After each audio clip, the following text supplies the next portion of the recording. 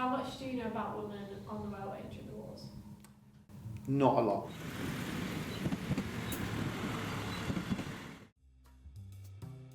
I know that women took up some industrial roles during the First World War and then stepped into bigger roles during the Second.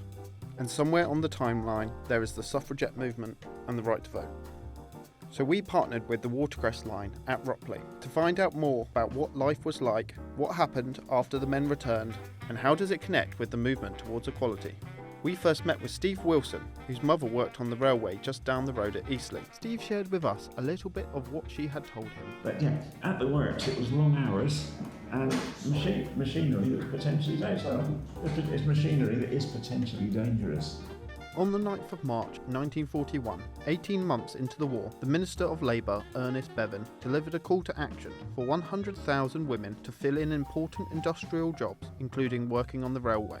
He declared, I have to tell women that I cannot offer them a delightful life. They'll have to suffer some inconveniences, but I want them to come forward in the spirit of determination to help us through.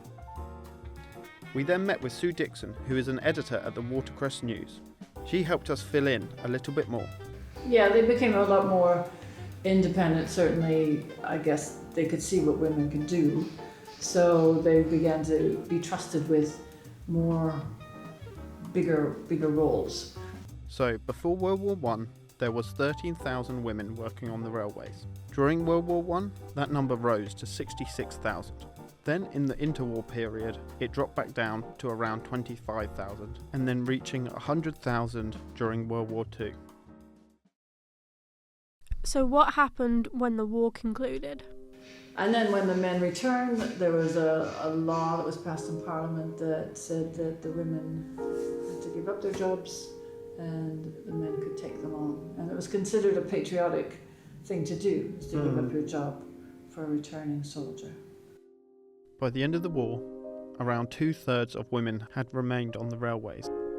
But for those who left, some wanted to start families, some wanted to try other jobs. However, there were some that were forced out of their positions, sometimes not even given a reference. However, some men were sad to see the women go. A signalman from Glasgow wrote a poem about his experience working with the women. When you came one wintry day, the drab old station seemed quite gay. Your pleasant smile, your simple grace, they literally transformed the place. The young lads looked and grinned with glee, but older men, like Alf and me, remarked, my goodness, things look blue. What is the railroad coming to? Since then, we've seen you work and play, with willing hands and smiles so gay. And when at last you go away, we'll miss you. I know I would certainly not want to, having tasted that freedom and all that independence and that little bit of responsibility, I certainly wouldn't have wanted to be pushed aside. So what is the legacy of this movement? I think, as with everything in all the roles and with women globally, there was the push for equal rights. So I think that kind of carried on with women everywhere. I think the doors aren't as closed anymore.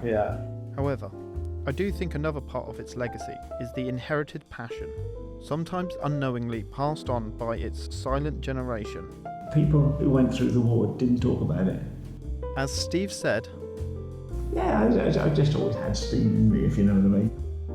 so perhaps sometimes great changes in society aren't just done by the few brave, but in the everyday acts of thousands of people stepping up to make a difference.